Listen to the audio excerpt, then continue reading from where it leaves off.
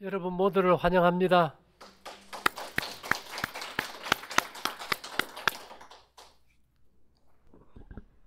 오늘 저 대전서 오신 우리 선생님은 강의를 많이 들으셨는데 왜 저녁을 안 굶으셨는지 모르겠어요. 그 혼자 듣고 굶기는 쉽지 않죠, 그죠? 우리 몸이 가장 큰 우리가 서커디안 리듬, 바이오 리듬이라고 해서 인체 리듬이 밤낮의 주기가 있어요. 아침에는 몸을 일하게 하는 호르몬들이 막 분비돼서 소화도 시키고 일도 하게 하다가 해가 서산에 넘어갈 때쯤 얘들은 퇴근해 버려요. 그때부터 우리 몸에 치료하는 호르몬이 분비돼서 몸을 고치는데 저녁을 먹어버리면 몸을 고치지를 못해요. 그래서 제일 중요한 것이 100명의 의사를 찾기 전에 저녁을 굶어라. 우리가 먹는 음식의 4분의 1만 자기를 위해 먹고 4분의 3은 의사를 위해 먹는다 그러잖아요. 그래서 우리가 늦은 저녁은 죽음으로 끝나는 병의 시작이다. 그래서 사실은 투병은 저녁 식사와의 싸움입니다. 자, 혹시 장애 있는 자녀를 놓은 가정이 있습니까? 이 가운데? 아기를 낳는데 내 자녀가 아들이나 딸이 장애하다. 여기는 없는 것 같다, 그죠? 만일 정말 10달 동안 태교를 잘해서 아이를 낳았는데 아이가 장애아예요. 자폐가 있든. 그러면 우리 엄마들이 부모가 그 자녀를 갖다 내다 버립니까? 어떻게 합니까? 아니면 죽여버립니까? 어떻게 할까요? 예? 어쨌든지 살리려고 정상으로 돌리기 위해서 최선을 다할 거예요. 맞습니까?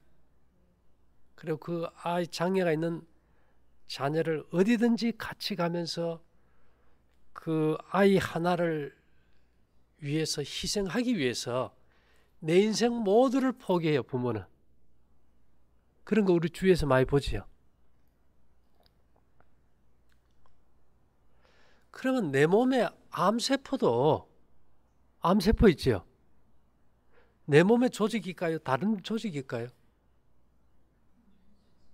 그럼 암세포는 누가 잘못해서 태어난 걸까요? 내가 하루에 태교를 잘못해서 밤에 암세포가 만들어져 버렸어. 그러면 그 잘못 만들어진 암세포를 갖다가 우리는 매일 죽일 생각만 합니까? 어떻게 살릴 생각을 하고 삽니까, 사모님?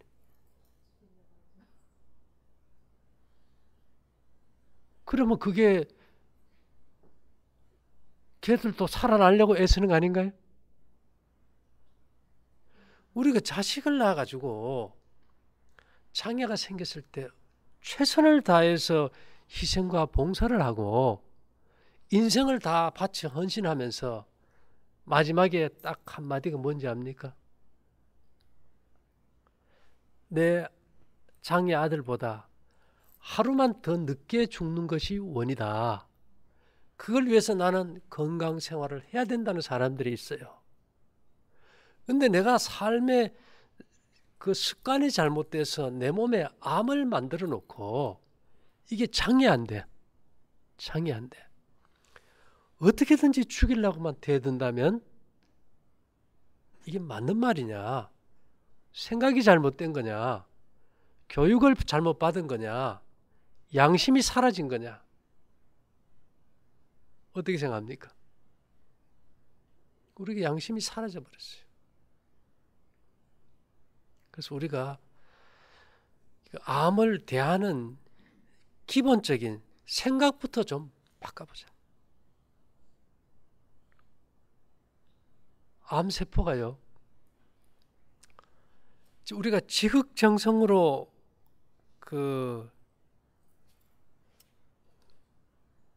내 몸의 세포들을 도와주고 사랑해 줄 때, 그래도 자기들이 몸이 고쳐지지 않을 때 암세포가 자살합니다. 자, 우리가 타사를 네크로시스라 그래요. 네크로시스. 타의적 죽음. 다른 사람이 와서 죽이는 죽음. 항암제 치료, 방사선 치료는 뭐예요? 타살이에요. 그죠? 근데 자살, 아포토시스. 그건 뭘까요? 세포가 스스로 자살해요. 세포가 자살하는 이유는 희생에 대한 감동으로 인해서만 자살을 해요. 이런 경우 어느 날 암이 사라졌다는 겁니다.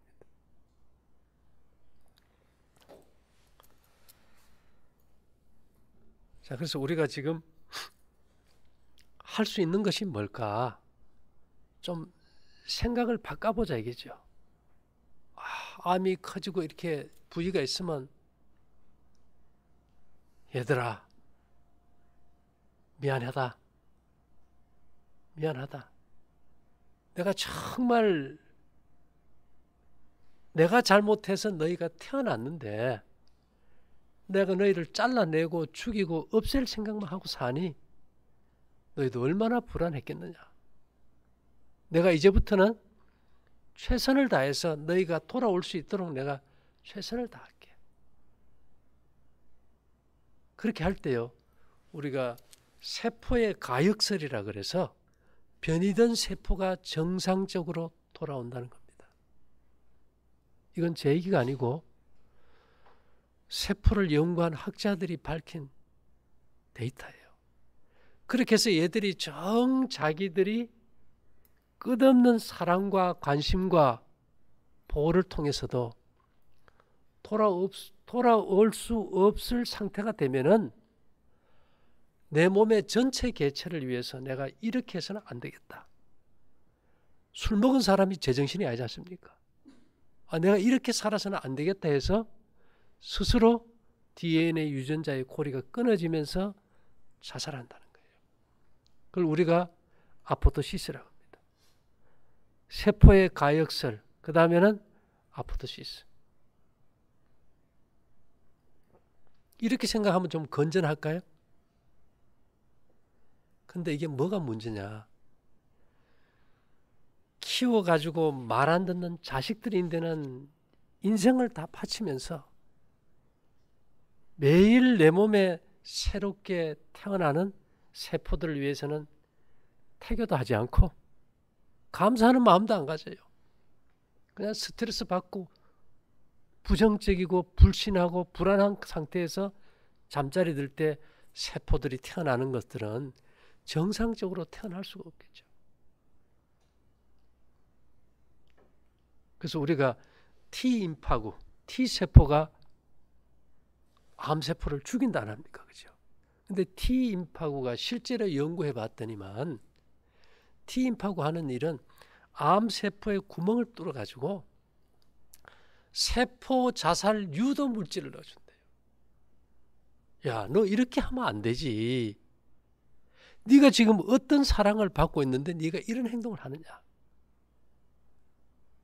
그렇게 해서 얘들이 스스로 내가 이래서는 안 되겠다 해서 스스로 자살하게 만들어준다. 세포 자살이라는 것이 우리 몸에 있을까요, 없을까요? 쉬운 예로 여러분, 개구리가 먼 시절 생각 못합니까? 올챙이. 올챙이는 뒤에 뭐가 달렸어요? 꼬리가 달렸어요. 요놈들이 조금 더 자라가지고 앞발 뒷발이 나와서 꼬리 이렇게 흔들고 있다가 어느 날 꼬리가 딱 떨어지죠. 왜 떨어진지 압니까? 꼬리를 붙이고 있는 자리에 세포들이 자살함으로 떨어져. 그걸 아포토시스라고 그래요. 그 다음에 그 엄마 뱃속에 있는 아이들이 자라는 걸 사진을 찍어보면 처음에 손이 밥주걱 같아요. 다 붙어 있어요. 여러분들 손가락, 발가락 붙은 애들 본 적 있어요? 한 번도 못 봤습니까? 저는 봤어요. 여기 있는 도윤이도 발가락에 하나 붙어 있었는데 이게 붙어 있다고. 근데 손가락이 생기기 위해서는요, 이 손가락 사이에 금을 내줄 수 있는 자리에 세포들이 스스로 죽어버리는 거예요. 그래가지고 10손가락, 10발가락이 생긴 거란 말이에요. 자기가 희생하고 죽음으로 생명 전체 개체에 유익이 될 때 세포는 스스로 인지하고 뭐 한다고요? 자살한다. 그럼 우리 몸에 있는 암세포도 우리가 매일 어떻게 죽일까, 내가 죽고 싶지 않아 이러기보다 뭐를 해야 될까요? 세포들을 위해서 희생하는 마음을 가져야 돼요. 희생하는 마음. 자, 이제까지는 내 생각이 좋은 거, 내 입맛에 좋은 거, 내 하고 싶은 거 했다면 이제는 내 몸 안에 있는 암세포의 정상적인 회복을 위해서 우리가 뭘 해야 될까요? 희생하고 봉사하고 사랑해주고 격려해주고 용기 줘야겠죠. 그 마라톤이라는 영화 본 적 있습니까? 마라톤. 장애아 아들을 위해서 어머니가 헌신해서 결국 그 아들을 마라톤 선수로 만들잖아요. 그래서 실제로는 이 암에 대한 이 관점을 좀 바꾸지 않고는 절대로 이게 답이 없다. 그런데 지금 연구 데이터들이 뭐로 나오는가 하면 암세포가 자살하는 데 있어서 첫째 조건은 희생정신에서다. 희생정신의 감동을 먹는다는 거예요.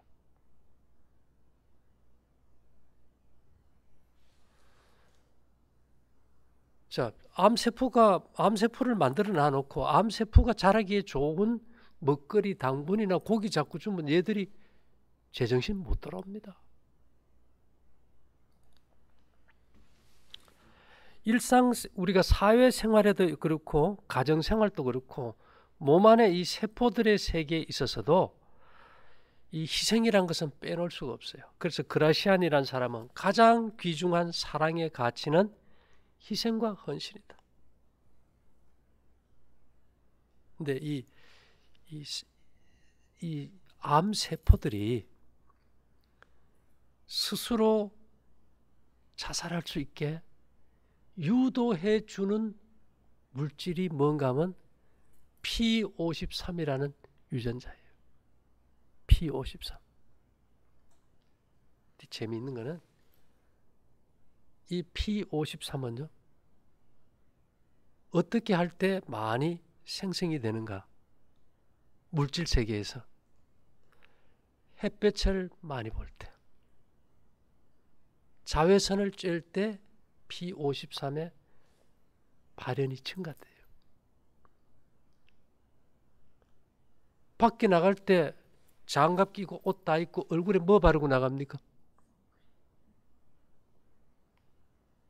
비타민 D가 모든 우리 몸의 암에 효과가 있다는 것도 이미 다 밝혀졌잖아요. 그것은 비타민 D를 먹어야 될까요? 햇빛을 쬐야 될까요? 햇빛이에요. 서울 가보면 사람들이 아침에 해 뜨기 전에 전철 타고 출근하고 하루 종일 건물 안에 갇혔다 해보지 못하고 퇴근한다면은, 그리고 그 스트레스 받으면 병이 나을 수 있을까요? 불가능하겠죠. 환경 자체가 안 맞습니다.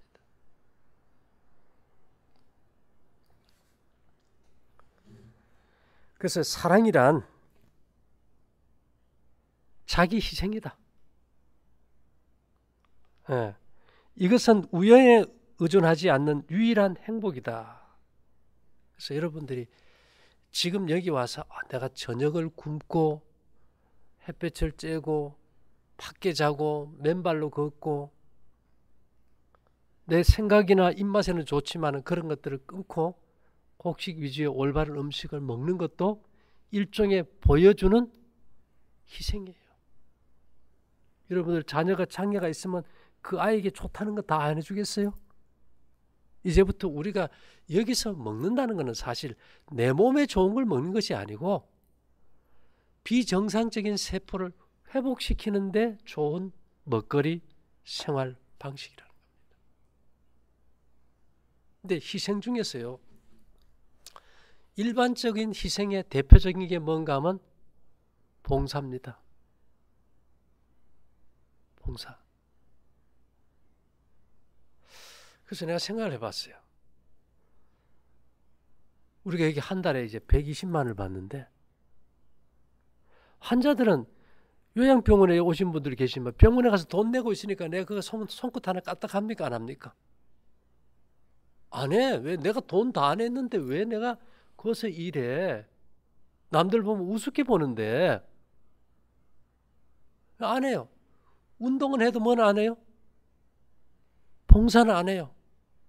누가 뭐 시켜도 그냥 짜증내. 내가 왜 그거 해? 이렇게 나가.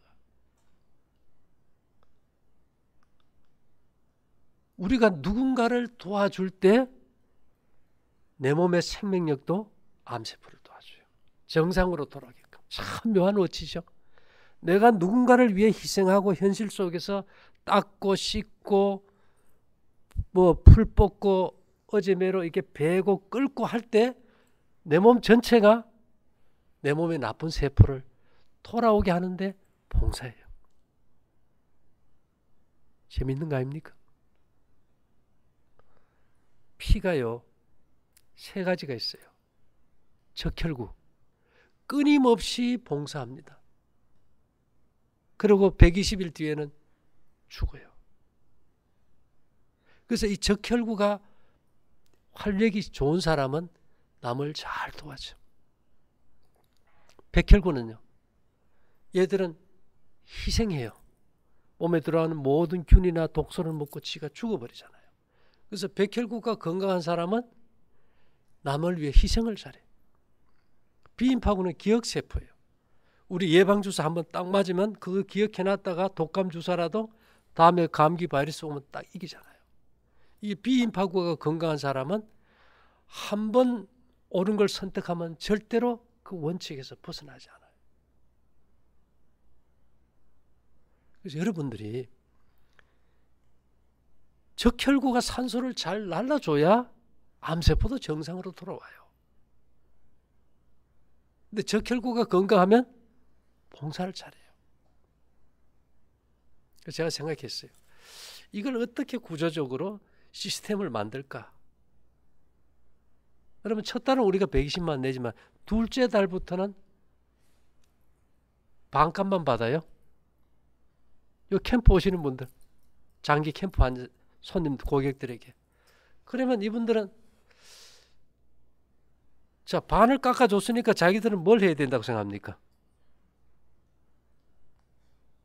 뭐 계약이지만 어쨌든 간에 이제 그렇게 해놓고 제가 그래요. 이 터전이 바른생활 평생교육원이 아니고 캠프장이 아니고 여러분들의 집이니까 이제는 우리 모두의 집을 우리가 가꾸자. 좋은 발상입니까? 그러니까 밖에 가서 풀도 뽑고 청소도 하고 배기도 하고 쓰레기도 줍고 정리도 하고 다 하는 거예요. 여러분, 운동해서 내가 이렇게 갔다 와서 기분이 좋을까요? 내가 누군가를 위해서 열심히 봉사해 줬을 때 기분이 좋을까요? 봉사할 때 훨씬 기분이 좋죠. 운동을 하지 말라는 게 아니에요. 그렇다고 빼 빠지게 일하는 게 아니거든. 내가 하루에 누군가를 위해서 한 번, 우리 여기 같이 사는 공동체를 위해서 내가 작지만은 뭔가를 한 번 내가 헌신적으로 한다는 거. 이것이 제일 좋은 치료예요. 이것을 벗어나 가지고는 치료라는 건 없어요. 나 돈 냈으니까 뭐 주머니 손 딱 넣고 밥 먹고 딱 나 고쳐주시오. 이건 아니거든. 뭘 해서 고친다면은 뭐 다 고치겠지만 세상에 그런 치료약은 없어요. 그래서 여러분들이 어떤 마음과 어떤 생각과 어떤 행동을 내가 생활 속에서 표출하느냐에 따라서 내 몸 안의 병도 나을 수 있다 이 말이에요.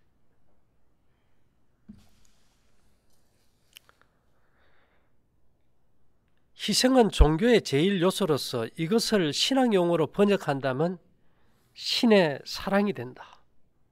그래서 병을 고치고 싶으면요, 성경은 말합니다. 먼저 희생하고 봉사해라. 병이 날라가지 말고 뭐 하라고요? 희생하고 봉사해보라 이거예요. 그러면 내 몸에 있는 생명의 요소들이 암세포를 회복하기 위해서 뭐 할까요? 희생하고 봉사하고 살리는 일을 해요. 내가 두 손 놓고 멀쩡하게 있으면 얘들도 내 몸을 고치기 위해서 아무 일도 안 해버려요. 그래서 저는 그래요. 행동이 치료지 아무 의미 없다는 거예요. 행동이 치료다.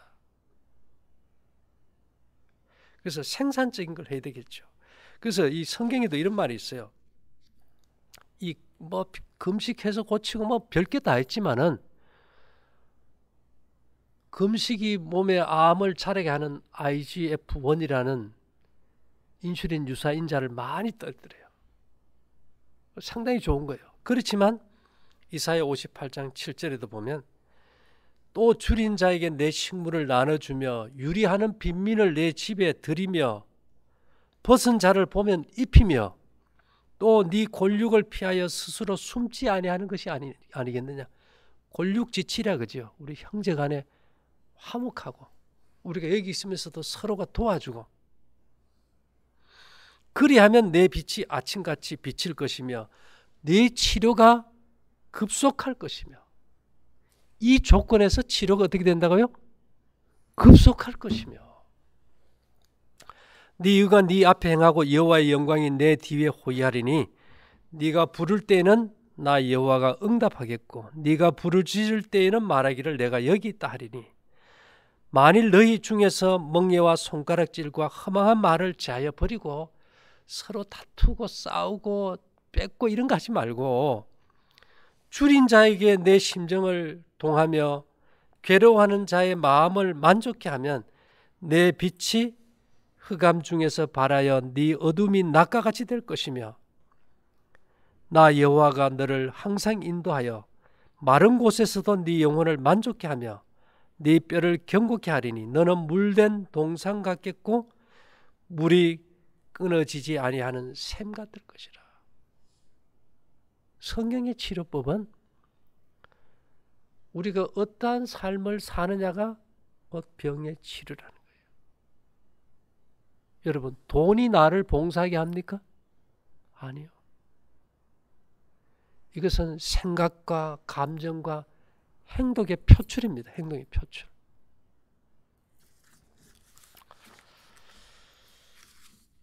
그래서 지금 우리가 이제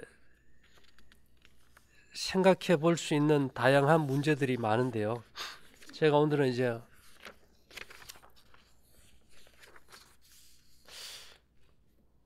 요번에 이제 여기 오신 분들이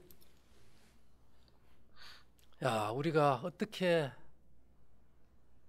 집 없이 살 수 있을까? 아침에도 방을 줄 수 있느냐 그러는데 말라기 4장 2절에 성경에 이런 말씀이 있어요.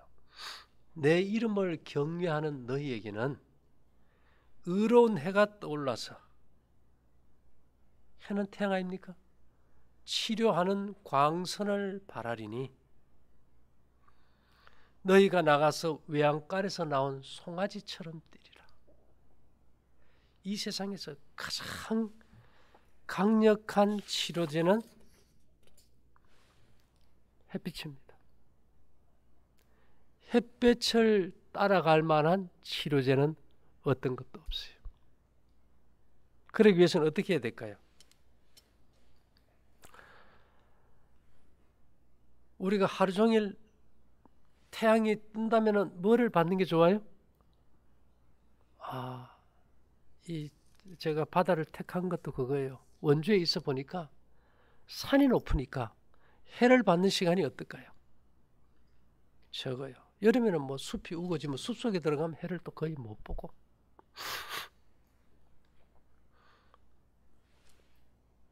우리의 모든 위생병원들은 건강과 행복을 위하여 세워져야 한다.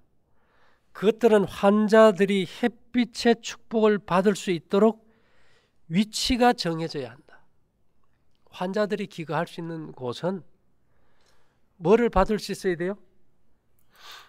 햇볕을 받을 수 있는 위치가 정해져야 된다는 거예요. 햇빛이 얼마나 중요해서 그랬을까요?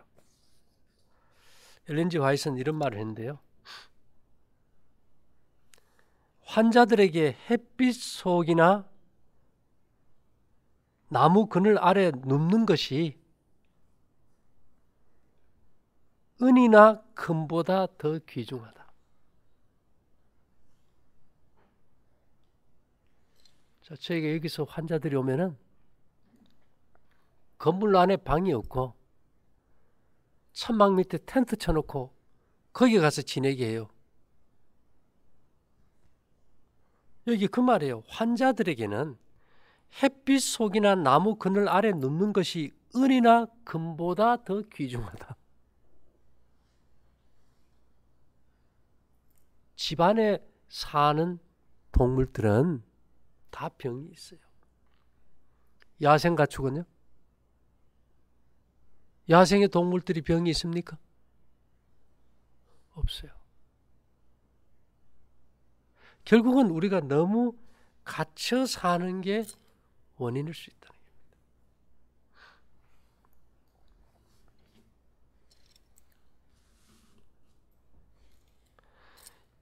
연약하고 무기력한 이들은 움직이지 않으려는 성향이야. 몸이 안 좋으면 자꾸 움직이기 싫잖아요. 굴복해서 공기와 햇빛을 상실해서는 안 된다. 항암제 맞고 몸이 춥고 식으면 아우 나 따뜻한 데 있어야 돼. 이렇게 굴복해버려요. 그렇게 해가지고는 공기과 햇빛을 상실하는데 그건 아니다. 예.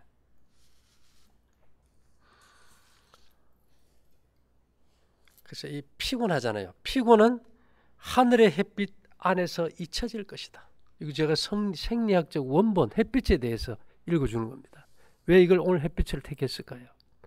아까 우리 몸에 내가 이제 우리가 뭐 먹는 걸 바로 먹고 내가 희생하고 봉사하는 거는 한다 할지라도 이 내 몸에 너무 비정상적으로 커가는 악성 종양을 없앨 수 있는 유일한 방법이 세포 스스로가 자살하게 하는데 그것이 P53이라는 인터넷 들어가 보세요. 그 물질인데 이것은 뭐를 받을 때요? 햇빛을 받을 때. 그래서 피곤은 하늘의 햇빛 안에서 잊혀질 것이다. 햇빛을 많이 쬐면 그런 것들이 사라진다는 거죠. 정말이에요. 여기는 석양이 너무 좋아요. 이게 서해안 아닙니까? 뭐 우리가 저 원주선은 산속에 있다 보니까 햇빛을 받을 시간이 좀 짧아요. 이런 말까지 했어요. 기온이 내려가 한기가 날 때에 환자들이 바람을 쐬지 않고 햇빛을 받을 수 있도록 천막이나 유리로 가리운 장소를 마련해야 한다. 겨울에도 바람 불어도 해만 나면 여기서는 다 뭐 쬐을 수 있습니까? 햇빛 쬐을 수 있어요.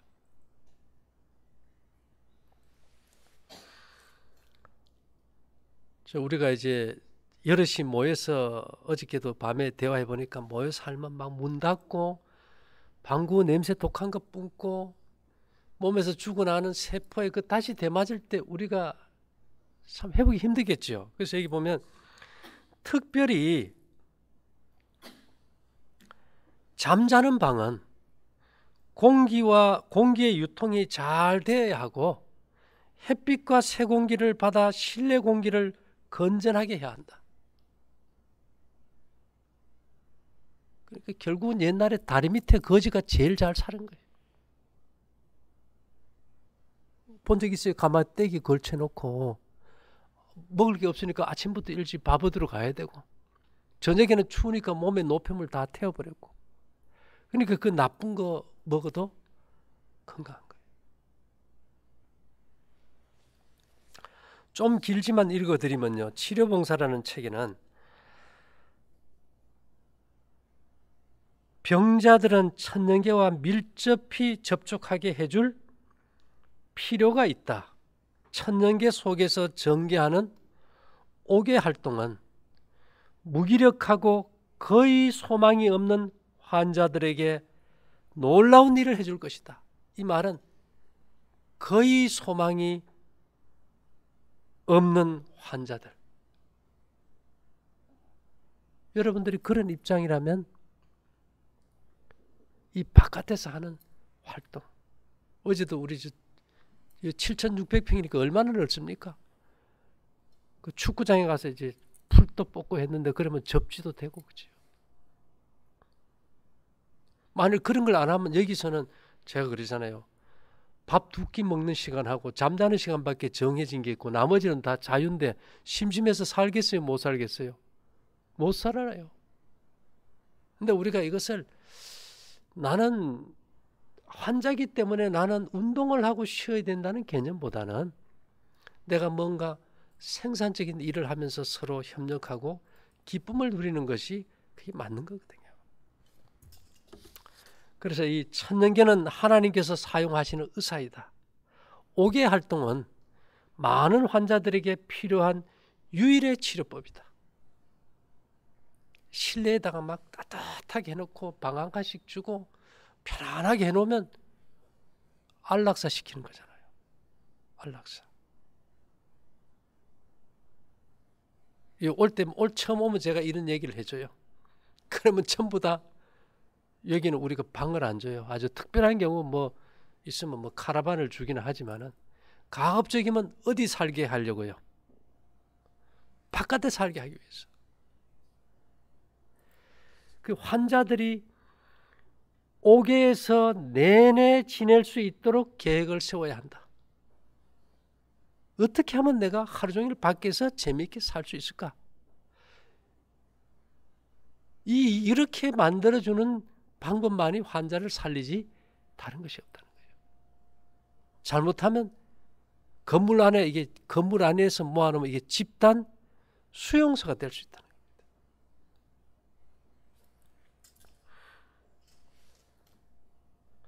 그래서 우리도 그래요. 여기 병자들을 간호할 때는 단순히 어떤 세속적인 사업에서보다 그 일에 바치는 헌신과 희생 정신의 성공이 더욱 크게 좌우된다. 헌신과 희생 정신. 그래서 우리가 이 세상에 안 아픈 사람 어디 있습니까? 다 아파요. 어차피 이 세상은 다 환자들만 살아요. 그래서 우리가 이렇게 함께 어울려서 우리가 같이 캠프 생활도 할 때 뭔가 좀 즐겁고 재미있고 생산적이면 좋겠지, 그죠? 그래서 여기 치료봉사에 보면 깨끗한 공기, 햇빛, 절제, 휴식, 운동, 적당한 식사, 물의 사용, 하나님의 능력을 의지하는 것, 이것들이 참된 치료제이다. 그러니까 생활 습관이 바뀌어야 돼요. 생각하는 거, 움직이는 거, 먹는 거, 이런 것들이 어떤 바로 돼야 되는데 이런 걸 제외하고 그냥 뭔가 그 사람의 생각에 만족을 주려고 어떤 경제 논리로 간다면은 결코 거기서 희망을 찾기는 힘든다는 거죠. 예. 그렇게 활동하고 공기와 햇빛을 마음껏 이용함으로 많은 쇠약한 병자들이 건강과 힘을 회복할 수 있다.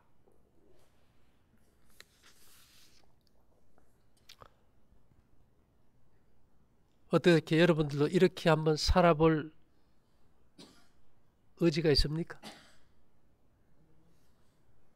예. 이제 첫째로 셋 중에 하나가 암으로 죽어요. 더 중요한 것은 암보다도 암에 대한 두려움, 건강염려증이 훨씬 더 사람을 고통스럽게 합니다. 우리가 장애와 자녀를 원치 않게 낳듯이 암이라는 신생물도 내가 원치 않게 잉태되어서 낳은 거예요. 그럼 얘들은 내가 낳은 장애이기 때문에 어떻게든지 살리려고 해보자. 우리가 세포의 가역성을 통해서 회복될 수도 있고 정 돌아오지 못할 때는 세포 자살 프로그램에 의해서 얘들이 죽을 수도 있는데 우리의 머릿속에서는 정답의 역설이라는 게 있어요. 한 가지만 계속 듣다 보면 그것 외에는 답이 없다고 생각해요. 여러분, 동그라미에 비해서 삼각형은 뭐가 다를까요? 면이 3개다가 달라요. 그것만 답으로 해놓으면 그것만 답일 거예요. 그러나 원에 비해서 잘 굴러가지 않는다도 답일까요? 답이에요. 왜 그쪽은 생각 안 해보냐 이거예요. 왜 암은 죽이고 잘라내야 된다만 생각하느냐. 얘들이 돌아올 수도 있고 정 돌아오지 못할 때는 스스로 자살도 한다. 그 조건이 우리가 장애아를 낳았을 때 부모가 그 아이를 회복시키기 위해서 최선을 다하듯이 우리가 한 번씩 이렇게 암 부위를 잡고 여러분 정말 병든 장애아 자녀를 놓고 엄마가 내가 잘못해서 그렇다고 미안하다고 울듯이 한번 울어도 보고요. 미안한 마음도 가져보고요.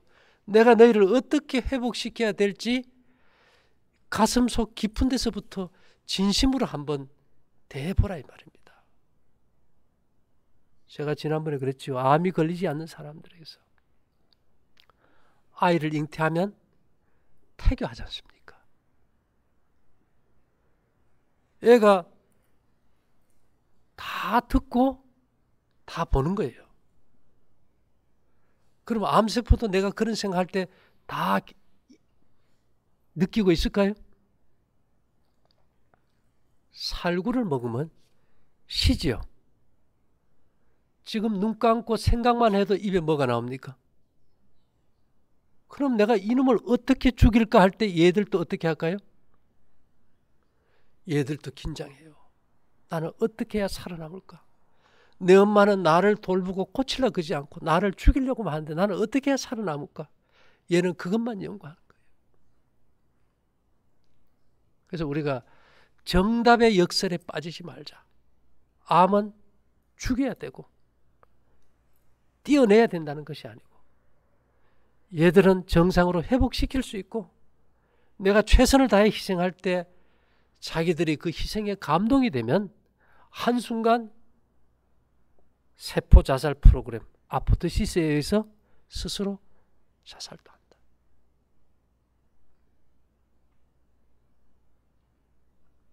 그리고 우리가 음식을 하루 2끼 곡식을 위해서 먹고 그 다음에 우리가 맨발로 걷고 밖에 자고 햇볕을 쬐고 신선한 공기를 호흡하는 것은 내 몸의 정상 세포들이 나쁜 세포가 되지 않게 하기 위해서도 그렇지만은 내 몸 안에 있는 암세포를 정상으로 회복시키기 위한 내 자신의 최선의 희생과 봉사다. 여러분들이 장애아가 있을 때 그 아이를 위해서 최선을 다하는 것과 같다는 겁니다. 그래서 생각을 한번 뒤집어 버리자. 그러면 편하잖아요. 이제까지 뭘 했습니까? 뭘 약을 먹어도 어떻게 암세포 죽이는가? 뭐 전부 그런 것만 생각했거든. 우리 생각이 전부 다 긍정적이었나요? 부정적이었나요? 전부 부정적이었어. 물론 양면성이 있지만은 우리가 이 암을 바라보는 이 시각만은 분명해야 되겠죠. 이렇게 해서 우리가 먹고 마시고 옷 입고 잠자는 생활을 바로 한다면은 아마 우리의 생애에 놀라운 변화가 있게 될 것입니다. 나는 내가 받을 수 있는 모든 햇빛을 받지 않으면 안 된다. 저들은 하늘의 맑은 공기와 유통되지 않으며 하나님께서 주신 햇빛이 비치지 않는 방 안에 지나치게 오래 앉아 있으므로 저희의 건강에 대하여 소홀히 하고 있다. 오늘 손님들이 그래요. 서울에서 하면 안 돼요. 그거든.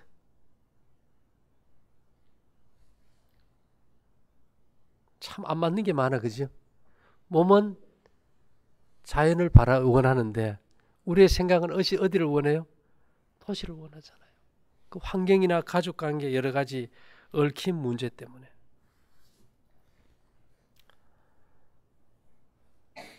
자, 그래서 제가 부모도 자식에게 잘못하면은 잘못했다고 해야 됩니까? 여러분 부모 입장에서 자식에게 정상으로 사과해 본 적 있어요? 별로 없지, 그죠? 부모라는 권위 때문에 절대 안 합니다. 엘렌 G 화이트 쓴 음식물에 관한 권면 302페이지예요. 그리고 하나님께서 내 신체에 설정해 두신 법칙을 범할 때 나는 회개하고 개혁할 것이며, 회개라는 게 뭘까요? 후회처럼 내가 왜 그랬을까 하는 게 후회가 아닙니다. 회개라는 것은 내가 잘못 살았던 것을 확실하게 인지하고 고백하는 겁니다. 그리고 그 길에서 돌이켜가는 거예요. 그게 회개예요. 후회는 바꾸지 않아요. 일단은 우리가 잘못한 걸 인정해야 되니까. 하나님 앞에도 내가 잘못했습니다 할 수 있지만은 내가 안부에 손을 대고 내가 너희들에게 내가 이제 돌이켜 보니까 너무 삶을 잘못 살아서 너희들이 생기게 했는데 내가 이거 잘못한 것 같다. 용서해주고 내가 이제부터 너희들을 위해서 최선을 다할게. 너희들을 죽이는 것이 아니고 너희들을 살리기 위한 방편을 내가 최선을 다할게. 이런 회개도 한번 용서를 구하는 것도 필요할 것 같아요. 하나님 이렇게 하면서 하나님께서 준비하신 의사들 곧 신선한 공기, 정결한 물, 치료하는 귀중한 햇빛. 치료하는 귀중한 뭐예요? 햇빛. 아래에 가장 양호한 건강 상태로 나 자신을 둘 것이다. 자, 음식, 물, 햇빛이 죽이는 건가요? 살리는 건가요? 예. 성경의 치료법은 살리는 방법으로 얘기를 합니다. 근데 우리는 이제까지 죽이는 방법의 치료법을 택했다는 거예요.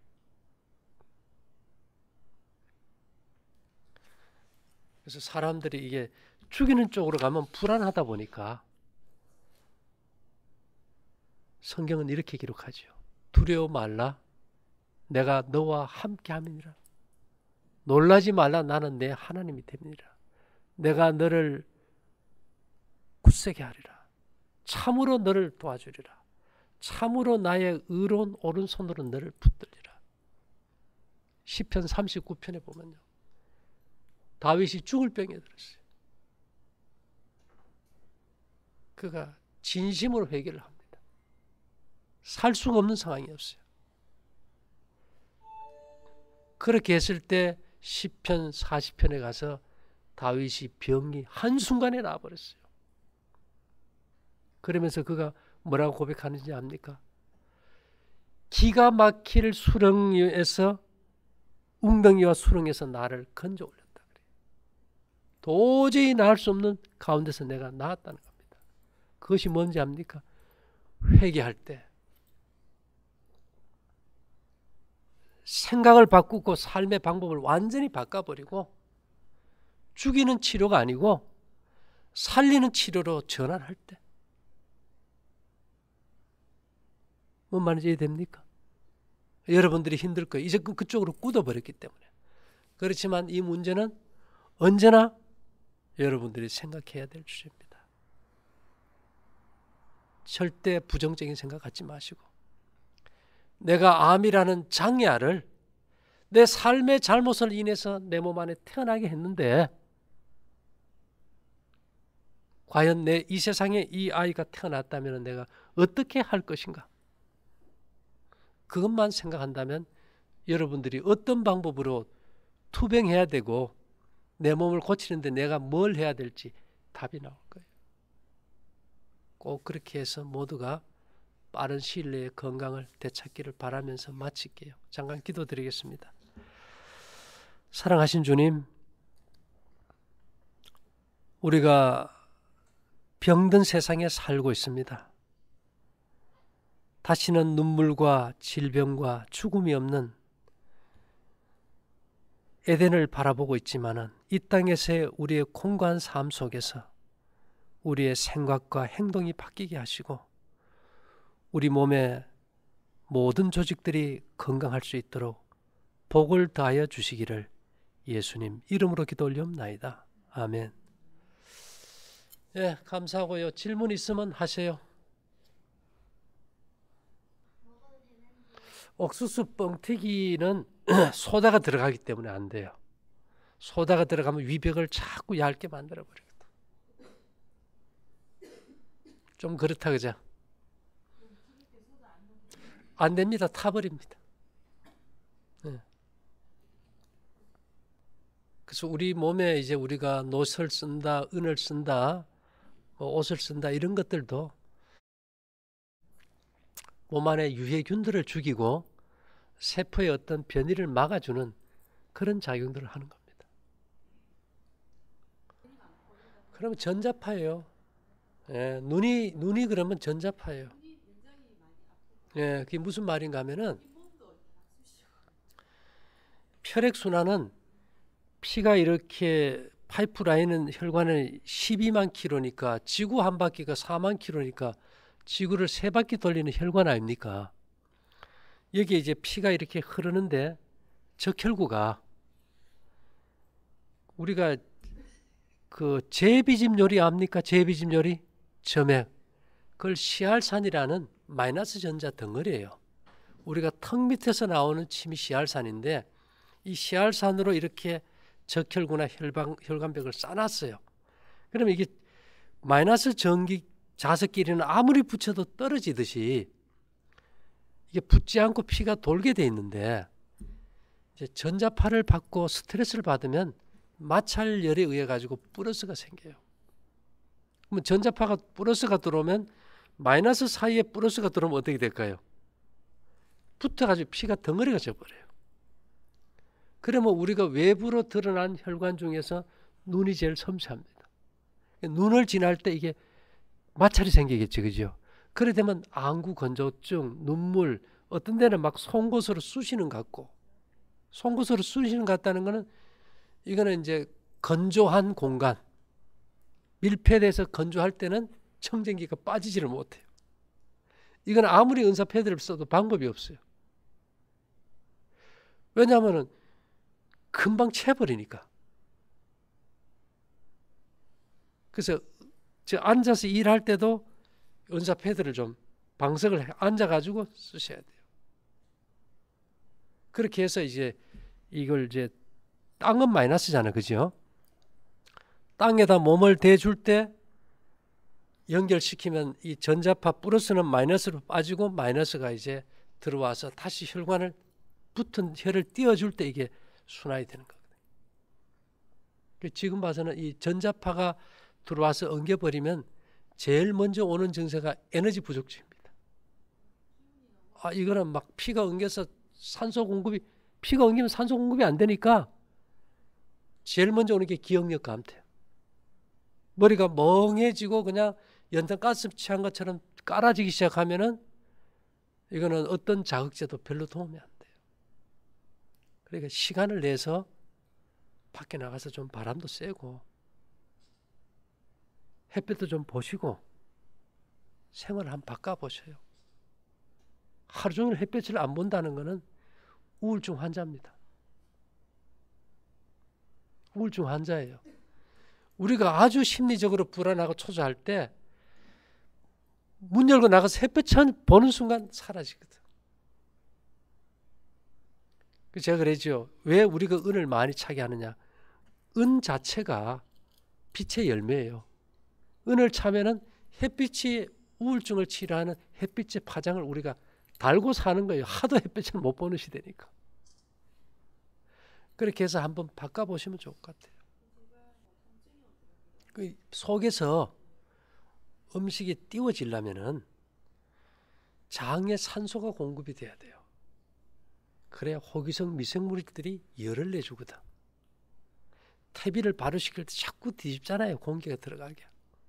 근데 피가 엉겨서 전자파로 엉겨버리면 몸에 산소 공급이 안 돼버리니까. 산소가 왜 연탄 불이 피려면은 불구멍을 열어야 됩니까? 막아야 됩니까? 열어서 산소가 들어가야 되는데 지금 피가 엉겨서 산소 공급 자체가 안 되니까. 무산소 상태에서 연료가 타면은 엄청난 매연이 생겨버려요. 그럼 그 독소에 취해버리거든. 그 축구 쑤신다는 거는 이제 우리 몸에 목욕을 하고 나면 내 몸에서 피부에 자극이 가니까 순환을 하기 위해서 막힌 데를 뚫기 위해서 아픈 거예요. 그래서 지금 몸이 굉장히 이렇게 다운돼 있잖아. 그죠? 이것을 조금 바꾸는 방법은 생활을 한번 바꾸면 좋겠는데 그 여건이 될란가 모르겠다. 그죠?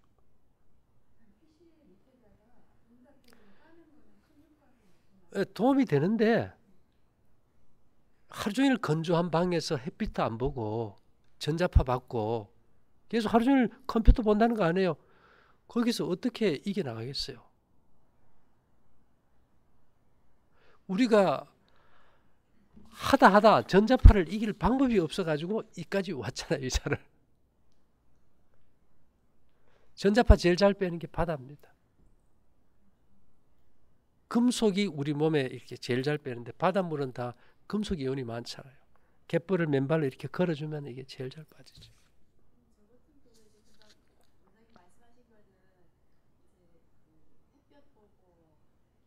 이런 데 와서 한 열흘만 있어도 확 달라져 버리지.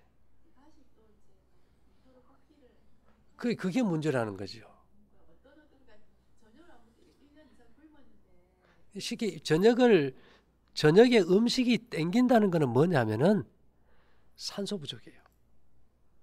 음식을 먹고 싶은 게 아니고 우리 몸은 두 가지를 동시에 느끼는 신경이 있어요.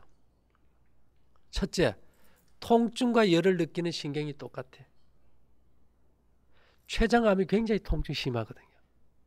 췌장암 환자들은 어떻게 하느냐. 젖은 물수건을 가슴에 대고 다리미로 찢어요. 마약 패치도 안 들으니까. 그래가지고 통증을 잊어요. 이 통증과 열을 느끼는 신경이 같기 때문에. 또 하나, 밥 달라는 신호하고 산소 달라는 신호가 똑같아요. 자, 부부간에 싸웠어요. 스트레스 받지, 그죠? 그러면 그 스트레스에서 생긴 독소를 해독하려고 엄청난 산소가 필요로 합니다. 근데 막 한숨 쉬면서 산소 마시러 갑니까? 아니면 냉장고 문 열고 막 음식 파내가지고 막 먹어버립니까? 왜 먹을까요? 이거는 지금 산소가 필요한데 라인이 같은 라인이다 보니까 식욕으로 와버려요.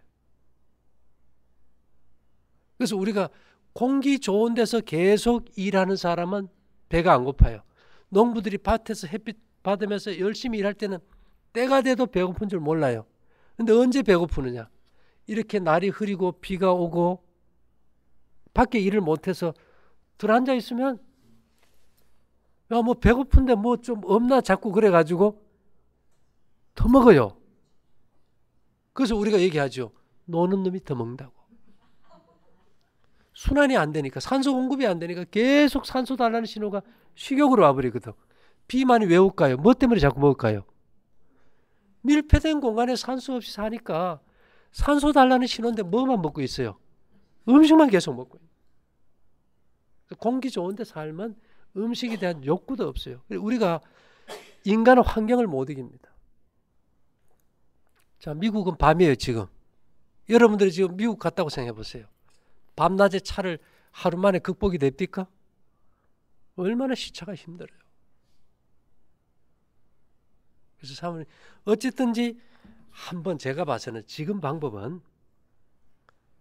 시간을 내서 낮에 햇볕을 보고 움직일 수 있는 시간을 회복해야 될 것 같아요.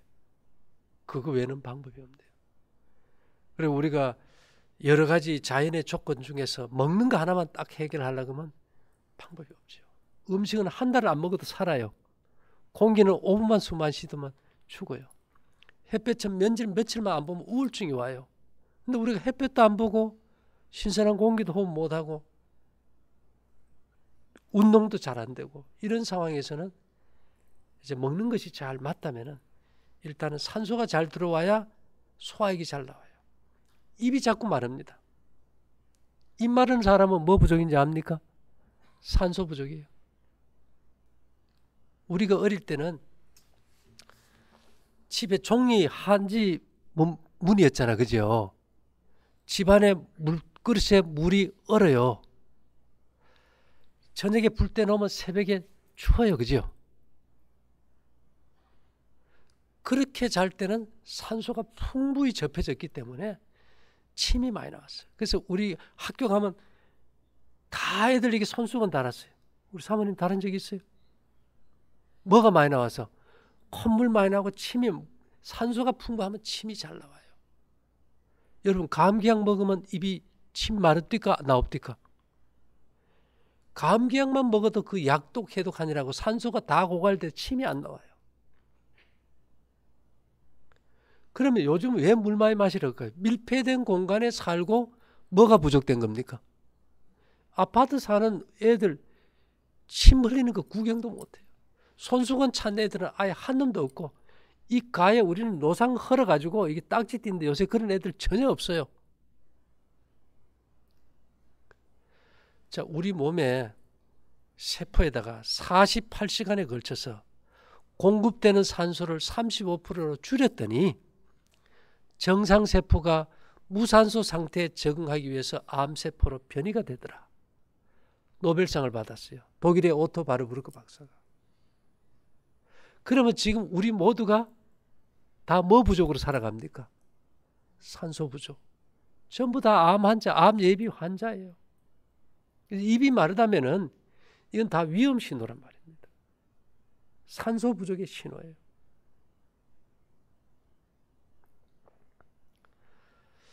그래서 이런 것들을 우리가 어떤 뭐 해서 좋더라 그것이 아니고 이 생활 습관이 잘못된 거니까 그것을 어떻게 고쳐 나갈지를 우리가 조금 연구하고 바꿔야 돼요. 바꿔야 된다고. 비타민 D는 별로 효과가 없고요. 비타민 D는 효과가 없고 별로 햇볕을 쬐는 게 중요하고 은은 반드시 차야 되는 게 예전에 보면 제 시어머니 시집살이라는 게 있었잖아요. 그죠? 요즘은 시어머니 시집살이는 없지만은 스트레스가 많잖아요. 근데 은이 하는 대표적인 일은 부정적인 감정을 긍정적인 감정으로 뒤집어 버려요. 그럼 그것이 왜 중요하냐? 자, 엄마가 아이를 임신했는데 늘 시어머니하고 주변에 문제로 스트레스 받으면 이 태아에게 영향이 많이 미칠 거 아닙니까? 그걸 막기 위해서 예전에는 결혼하면은 은비녀부터 꼽아준 거예요. 그죠?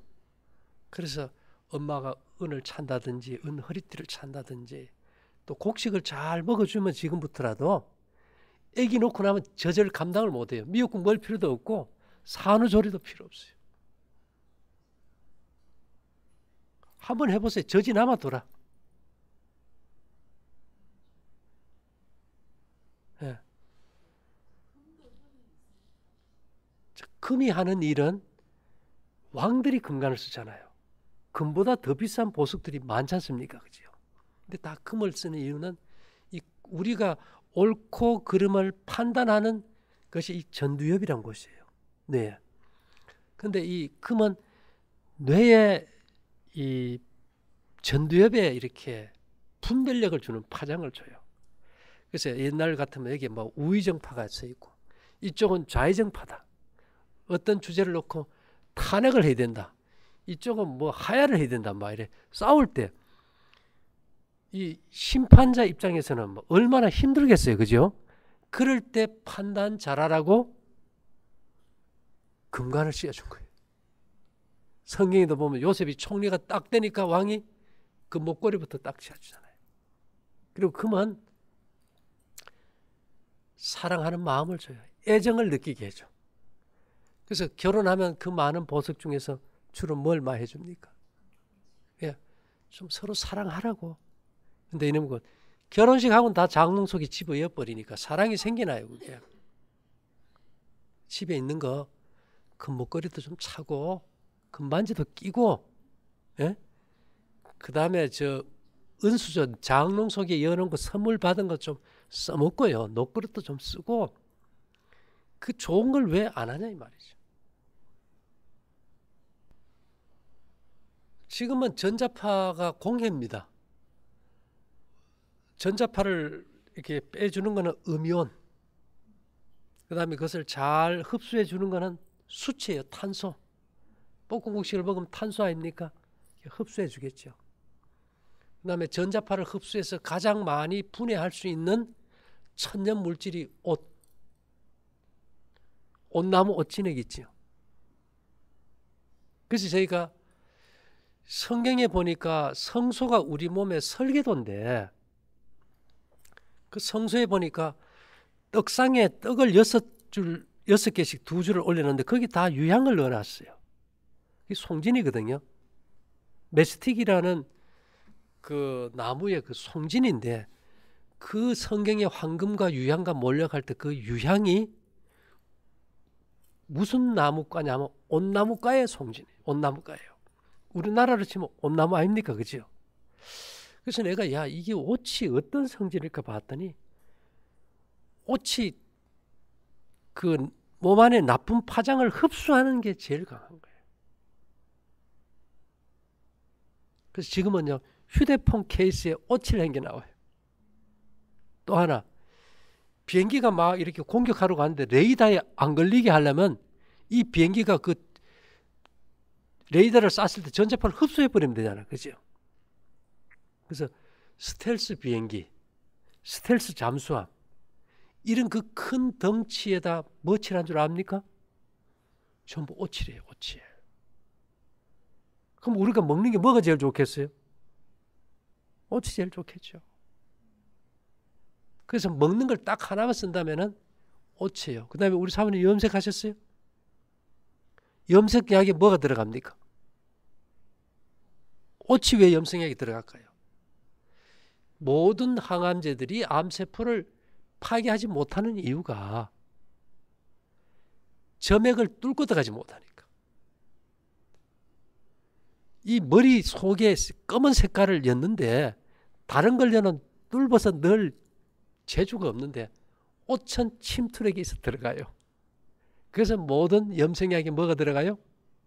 옷이 들어가요. 그래서 우리가 뭐 세상에도 많이 나와 있지만 이 옷을 그냥 먹으면 안 돼요.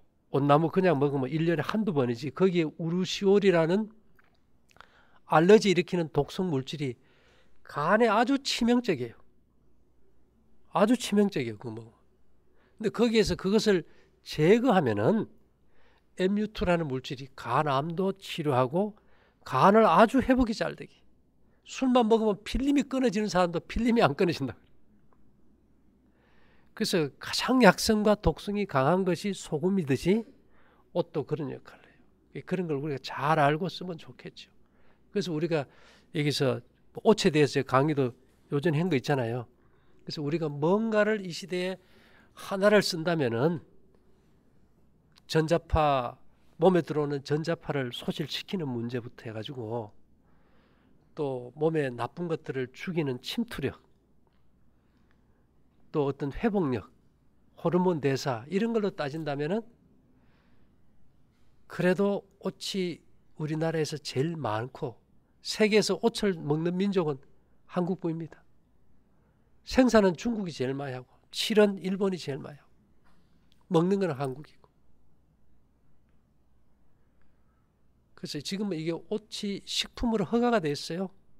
그런데 그런 것들은 좀 농도가 낮고 이게 유해 물질을 완벽하게 제거해서 이제 만든 그런 것들을 이렇게 쓴다면 좋겠죠. 제로 떨어집니다. 그래 하면 관계없어요. 전기장판 위에 우리 은사 패드를 깔고 쓰는 거는 관계없어요. 근데 그렇지 않고 그냥 하면 다 전자파로 인해서 몸이 노글노글해지고 막 늘어나죠.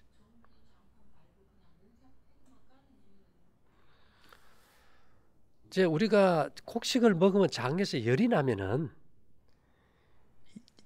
열 전도율이 제일 높은 것이 은이에요. 여름에 우리가 쇠 파이프만 잡아도 계란 후라이만 할 만큼 뜨겁지 않습니까? 그죠? 그래서 우리가 은사 패드를 깔고 은사 이불을 덮고 자면은 내 몸에서 나는 열이 은에 추결이 돼서 내 몸에 다시 줄 때 따뜻합니다. 열 손실이 없는 거죠. 예. 예. 그래서 우리 사모님은 피가 엉겨서 돌지를 않아 버리니까.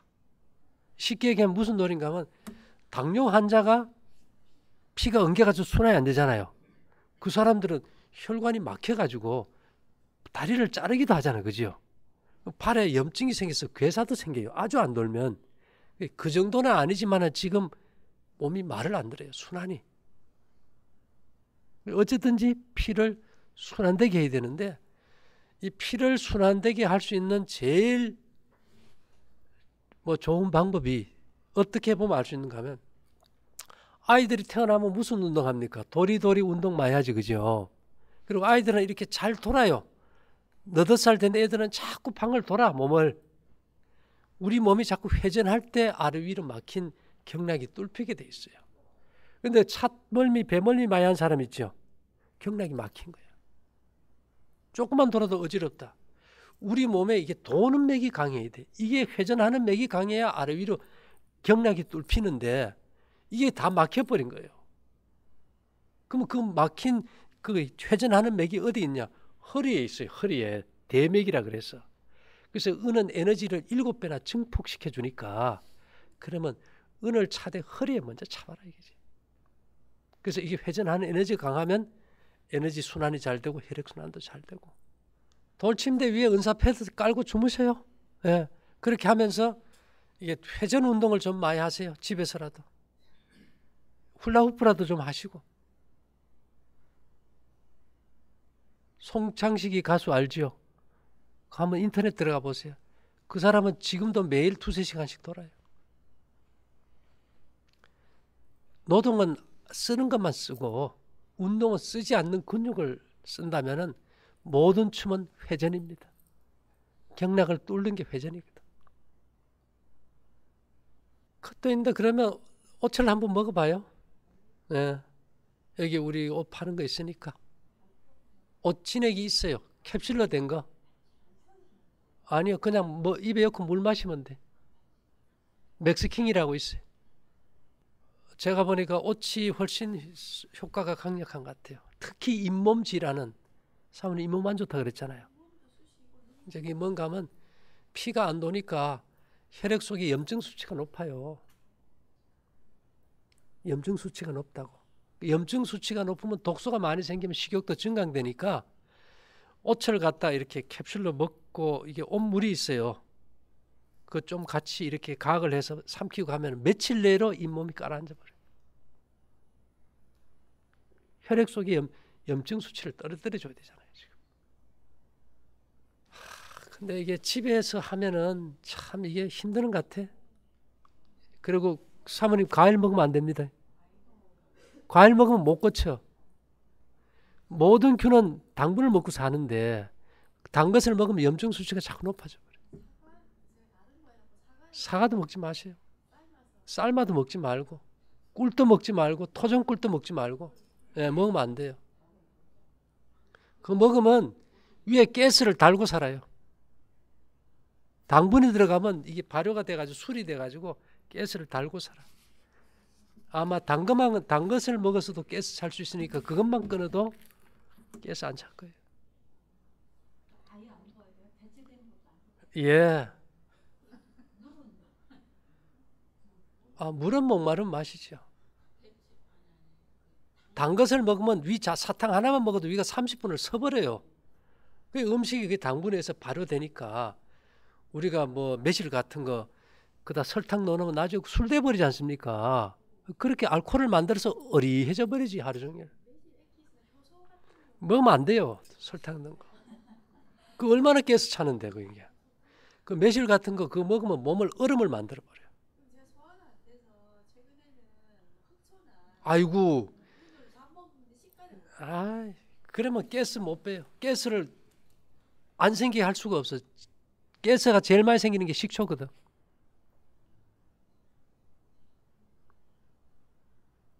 무슨 말인가 하면 식초를 먹으면 우리가 피를 썩게 한다 그래요.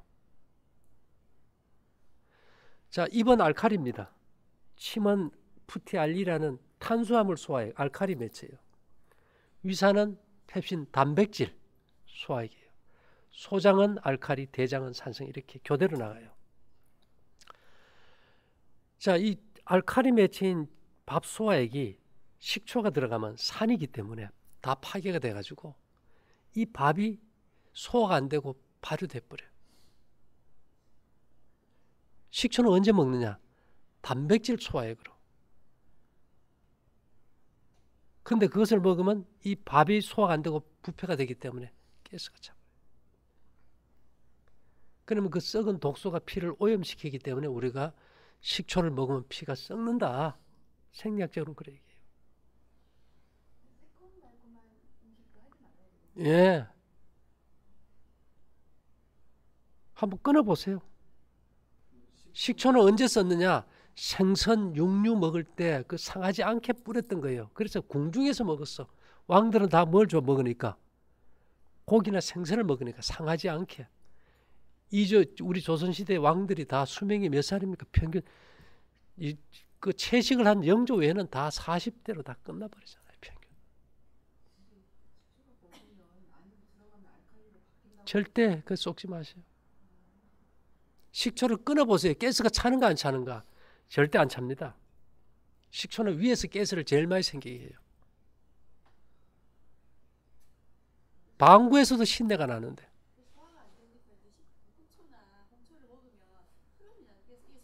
아니요. 그것은 발효가 돼가지고 가스가 생기는 게 있는데 그게 안 생겨야죠. 사모님 원인은 그럼 식초일 가능성이 제일 높습니다. 식초, 꿀 뭐 이런 거 있잖아요. 그죠? 매실, 설탕 들어간 거 이런 거 일절 끊어버리세요. 그러면 해결돼요.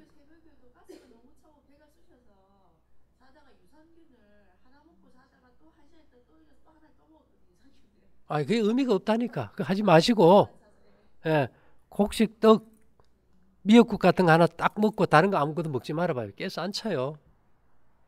그 가스가 자꾸 차면 어떻게 될까요? 위가 얇아지면서 하수가 와버려요. 그럼 그게 회복되는데 시간이 너무 많이 걸리거든. 나물을 먹으려면 말린 나물, 묵나물 외에는 먹지 마세요. 그러면 가스 안 찰겠네.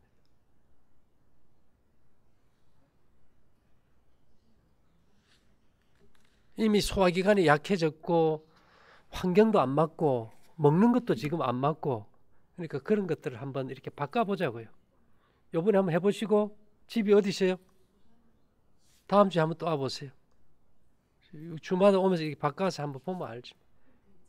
먹지 마시고.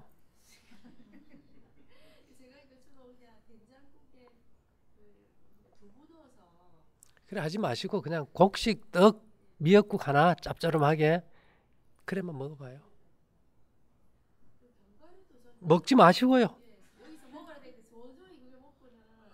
그게 왜냐면은 단백질이나 지방을 지금 그 소화기관이 못 시켜요. 먹어봐야 그게 가스만 생기거든. 예. 본인은 강박관념에 내가 먹어야 된다는데 곡식 하나만 잘 들어가도 내 몸에 필요한 걸 다 만들어요. 소금하고. 소금만 곡식하고 먹으면 또 소화가 잘 안 되니까 미역국 좀 간간하게 표고를 좀 옅은지 해서 끓여가지고 잘 드시면은 제가 와서 그거 하나만 해도 병 고쳐요. 복잡하게 먹던 걸 줄여버려야 돼, 단순하게. 그러면 해결돼.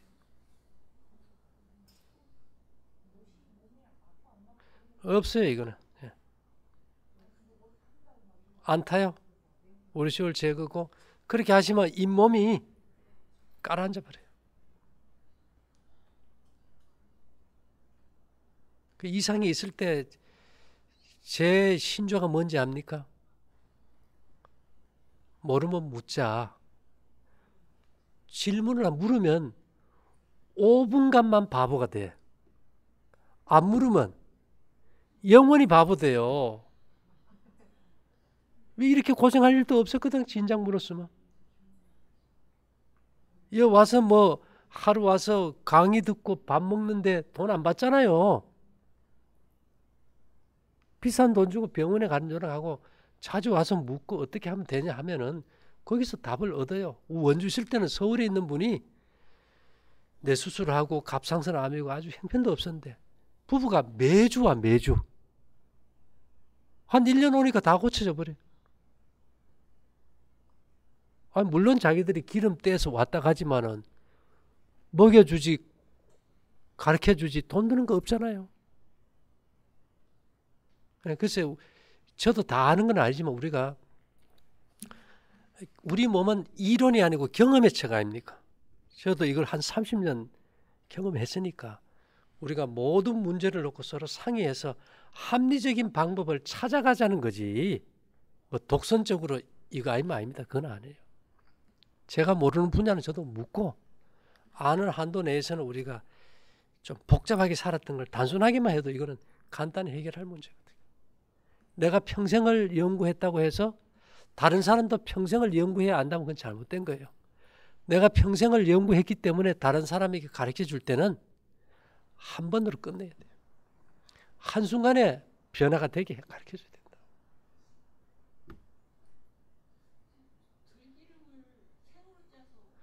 도움 안 돼요. 들기름은 좀 까무잡잡하게 태우세요. 자, 우리 몸에 검정살 밥 해먹고 화장실 가보면 그냥 나오지요. 현미밥 도움 안 됩니다. 그 껍질 소화액이 우리 몸에 없어요. 섬유질 소화액이. 들깨는 그 껍질이 섬유질보다 가장 딱딱한 섬유질이잖아요. 그죠? 근데 그 안에 우리 몸에 좋은 미네랄이 많아요. 근데 그건 태워야만이 분리돼 나와. 안 태우고 짠 거는 미네랄이 들어야 고소한데 고소한 맛이 없어요. 보리차, 옥수수차도 좀 태우지 않습니까? 그죠? 그래서 좀 잘 볶아가지고 짜야 그게 고소한 맛이 미네랄이 흡수돼서 몸에도 도움이 되지. 그 짜지 않고 볶는 건 별 도움 안 됩니다. 태워서 나쁜 게 아니고 탈 때 나오는 수증기가 목초액이지, 그죠? 나무가 타면 목초액 나오듯이 볶을 때 나오는 수증기 속에 벤조피렌이라는 발암 물질이 있어요. 너무 대량으로 양을 맞추다 보니까 그 방앗간에서는 이렇게 볶으면은 까불어 가지고 수증기를 빼고 짜주는데 그 수증기 올라오는 걸 그냥 짜버려요. 공장에서 나오는 게 어떨 때. 그러면 그 안에 벤조피렌이 들지만은 우리가 방앗간에 가서 깨를 갖다 주고 짜가지고 예? 그 수증기를 날린 거는 아무 문제가 없어요.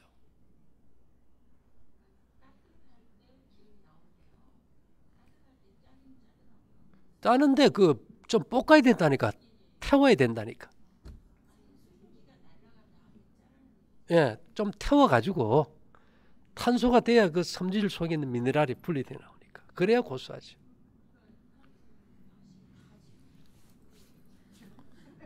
제가 이렇게 깊이를 좀 봐보자 이거예요. 겉면만 보지 말고. 우리가 정답의 역사라고 하잖아요. 유명한 의사들이 한마디 딱 해보면 그거 외에는 답이 없다 이렇게 생각하니까 뒤집어서 안 보다 보니까 그렇게 돼버린 거죠. 어떤 사람은 막 김도 생김을 먹어. 김은 언제나 구워서 먹어야 돼요. 김의 섬유질은 구워야 그게 소화 흡수가 되고 김에는 거기에 포피란이라는 지방 분해 효소가 있어요. 옛날에 돼지고기 먹고 취한데 다 김국 끓여 먹었잖아. 그죠? 그래서 김은 들기름 같은 거 이렇게 잘 발라 구워 먹어도 소화 잘 돼요. 그런 것들을 우리가 조금만 알면 쉽거든. 우리 여기 김도 팝니다. 갈 때 여러분들 필요하면 하나씩 사가요. 13,000원 한 박스가. 아니요, 사모님. 두 끼를 먹고 위를 비워줄 때 위가 탄력이 생겨요. 그러면서 음식 양이 늡니다. 제 얘기는 세 끼를 두 끼에 다 먹더라도 저녁은 굶어봐라. 그리고 콧구멍도 쉬어야 일한다면 위장도 쉴 기회를 줘야 되겠죠. 점심 먹고 이튿날 아침까지 충분히 쉬어주고 이렇게 하면은 위가 소화 잘 시켜요. 괜찮을 거예요. 그리고 이 위장병이요, 이 상태로 죽을 때까지 가도 못 고치는 게 위장병입니다. 약이 제일 많은 것도 위장병이고 제일 안 고쳐지는 것도 위장병이에요. 근데 제가 위장병 고치는 데는 내가 또 선수예요. 저녁을 굶기 때문에. 위가 어떤 음식을 좋아하는지 알기 때문에. 한번 해보세요. 저도 허송세월하고 산 건 아니니까 그렇게 해서 한번 하루만 해봐도 달라지는 걸 느끼고 그 다음에 하다 보면 좋아져요. 생으로 먹으면 도움이 안 되는 게 이게 나무가 타면 그 안에 탄산칼륨이라는 잿물, 천연 잿물, 우리가 비누 없을 때 나무 태운 재에서 물을 부어가지고 그 물로 씻잖아, 그죠? 볶아야만이 그 잿물이 나와서 그 지방을 잘 소화 흡수를 시켜줘요.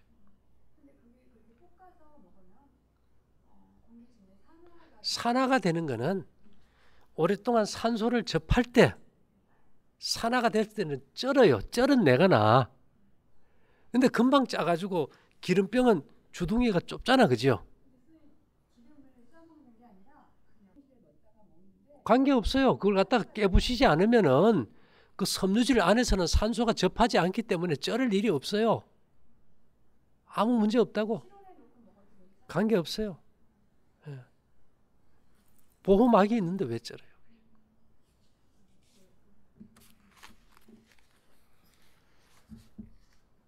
어쨌든 여러분들 오신 거 환영하고요. 우리 여기가 바른생활 평생교육원입니다. 바른생활을 통해서 모두 건강하게 되시기를 기원할게요. 환영합니다.